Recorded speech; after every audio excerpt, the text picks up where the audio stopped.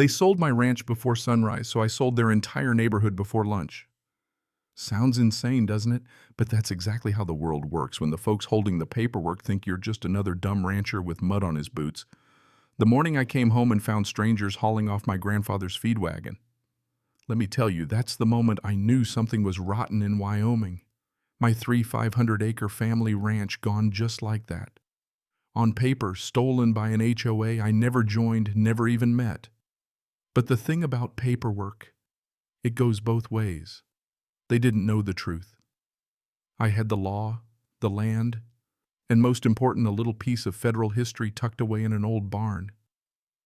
Before this story's done, I'll show you how their scam blew up in their faces and how karma tastes a lot like Wyoming dust. That day started like 100 others.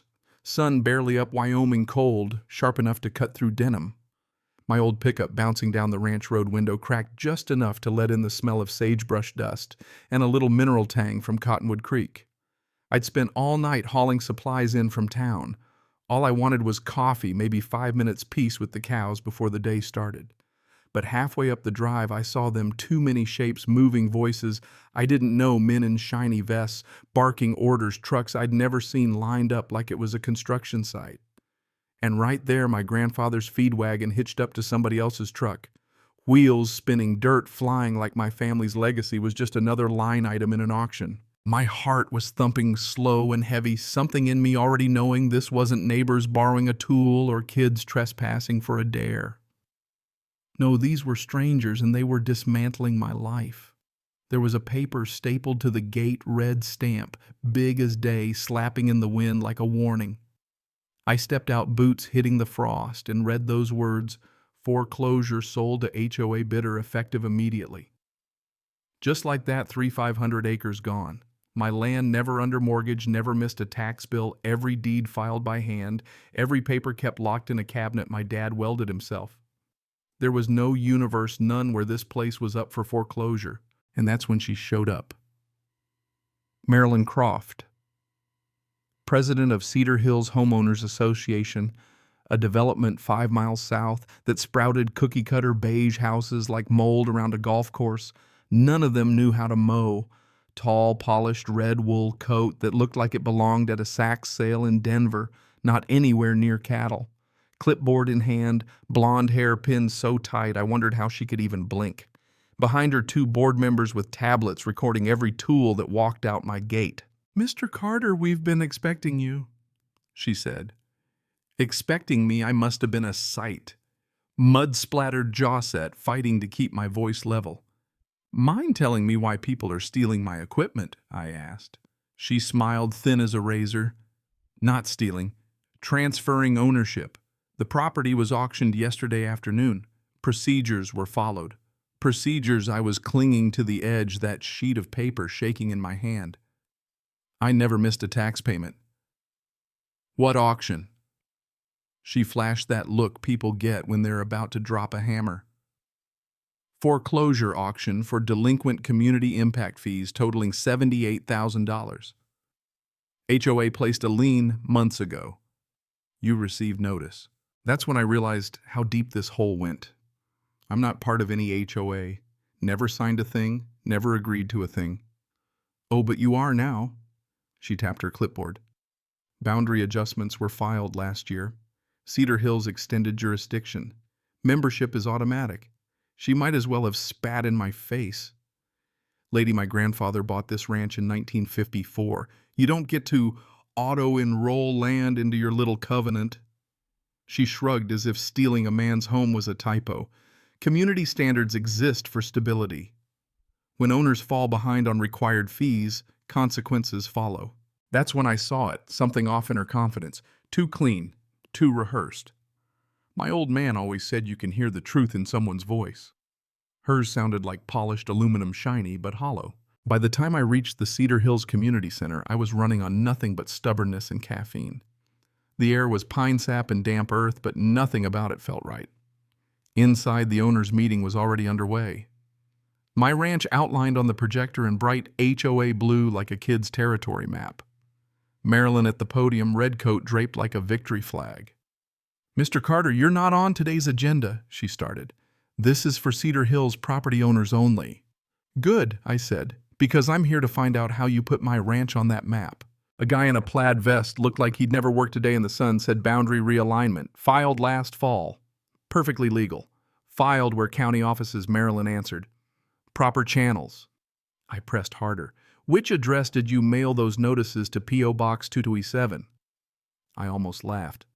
That box expired in 2009. You mailed notices to a dead address. Marilyn's smile flickered. We are not responsible for your failure to maintain contact information. My hands curled into fists. You manufactured fees, mailed them to an empty box, and foreclosed on my land without a single in-person notice. That's how the system works, she said. Cedar Hills enforces standards. I never joined your HOA. Never signed a covenant. You joined automatically when your parcel became part of our jurisdiction through a boundary realignment. It was public record, she said. You could have objected. Show me the document, I said. The board shuffled. Someone handed me a map surveyed by Richard H. Clean. My stomach dropped. Richard Clean was dead 10 months before that signature was dated. I said it out loud. This signature's forged. Clean passed away last March. The room went still. Marilyn tried to brush it off, but for the first time I saw the fear behind her eyes. Sheriff Bo Hargreaves stepped in, hat in hand, looking like he'd rather be anywhere else. Elias, the paperwork's processed, everything's stamped and recorded, not much I can do. I showed him the signature. The document that took my ranch was signed by a dead man. He looked at the page. Well, that's something the county clerk will need to look into. After my land's gone, I wanted to say, but there was no point. I just walked out. If one signature was fake, what else was? That night, I walked the fence line dusk, settling in Cottonwood Creek, whispering over the stones. The air felt wrong, like a storm waiting to break. I found the northern fence sliced in 3 spots, not ripped, not broken, cut clean like someone used bolt cutters. Someone wanted my cattle on their side of the line, wanted evidence. As I stood there, a kid showed up, Wyatt Bloom, maybe 16, shaking like a leaf. He confessed. Miss Croft said the HOA needed proof your cattle were a problem. She paid me $50 to cut the fence. I let out a long breath, anger sharper now, but not at him. You did the right thing telling me, I told him. He nodded, eyes red. She said no one would know. Listen, I said, if you're ever pressured again, you call me. He disappeared into the darkness, and I was left with the truth. Marilyn was orchestrating the whole mess. Fence-cutting fake signatures forged boundaries. Next morning, before I'd finished my coffee, a white HOA SUV pulled up. I'm Jeremy from Cedar Hills Enforcement Division, he said, clipboard in hand like it was armor. I'm here to deliver formal notice of expedited eviction. You have 10 days to vacate HOA property. HOA property, I repeated, letting it hang in the air. This ranch was Carter land before your subdivision had a name. The records we have show the records you have are forged, signed by a dead surveyor. He looked rattled. Sir, I'm just doing my job, and I'm just protecting what's mine. I took the envelope. You tell Marilyn that further action is exactly what she's going to get. Inside the envelope, thick stack of papers, violation notices, turf fines, water assessments, a map showing my ranch as phase 2 of a resort expansion. But on the last page, one name tied it all together, Clint Barrow, developer beneficiary.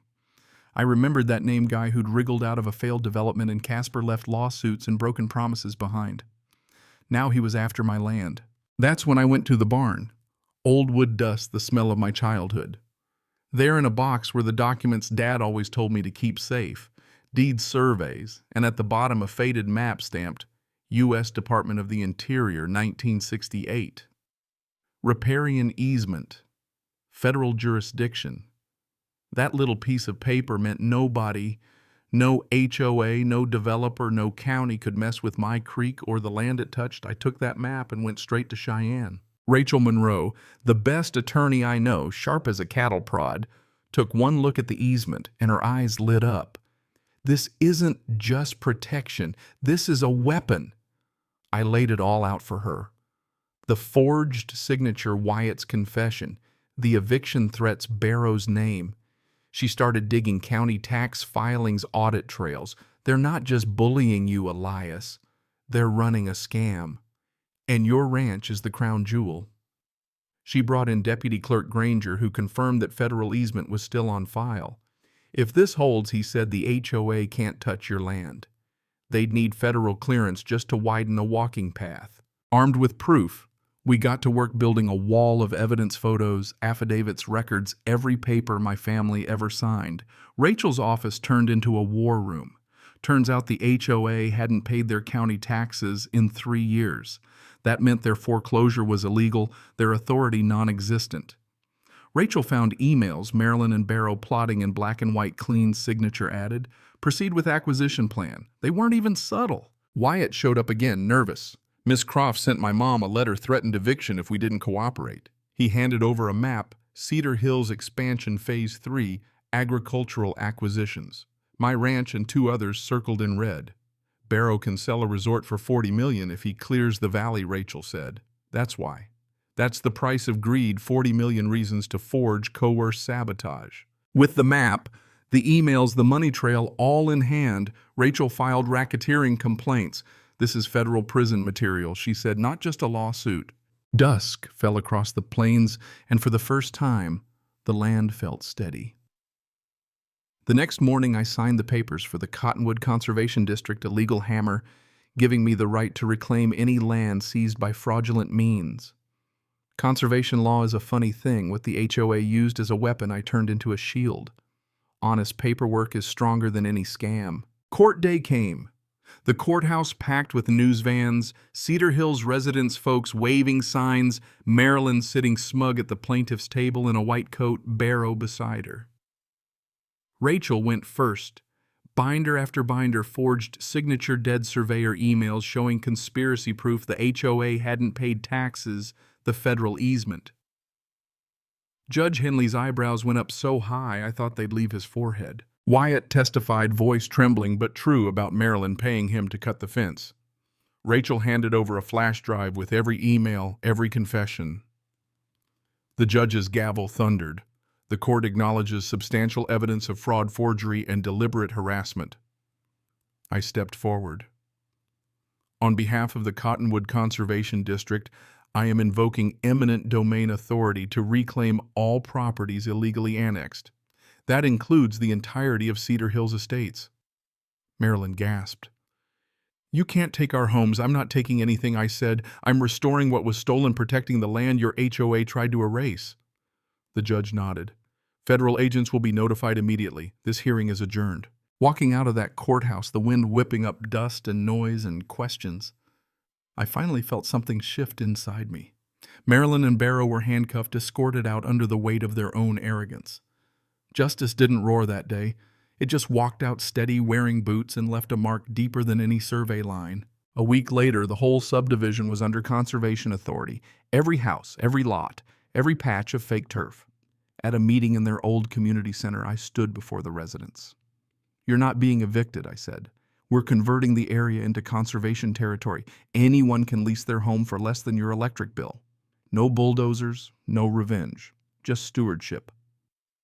There were tears. There was relief.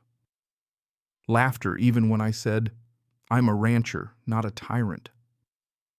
The green belts became wildlife corridors. The creek was restored, homes kept, but under new rules, rules that honored the land, not someone's greed. Wyatt and I walked the ridge a few days later. He asked, You think people will be okay with this? Folks are tougher than they look, I said, especially when the truth is finally out. He nodded, eyes brighter, the weight lifting. And Miss Croft. She'll face the law. Fraud has a long memory. That evening I watched the sunset pour gold across the valley, my ranch stretched out unchanged and unbroken. I'd learned something, and maybe you'll hear it too. Justice doesn't always come with a bang. Sometimes it shows up in signatures and paperwork and the quiet courage to stand up even when you're scared. Sometimes it comes wearing boots. They tried to steal my legacy, but in the end they handed me the power to protect everyone else's. The land echoed that justice right across the Wyoming wind. And now I'll ask you, where do you draw the line between law and power, between justice and revenge? Would you have fought like I did or walked away? Drop a yes in the comments if you've ever stood your ground when someone tried to run you over. And if stories about justice, land, and dignity mean something to you, hit subscribe. There's plenty more truth to tell out here.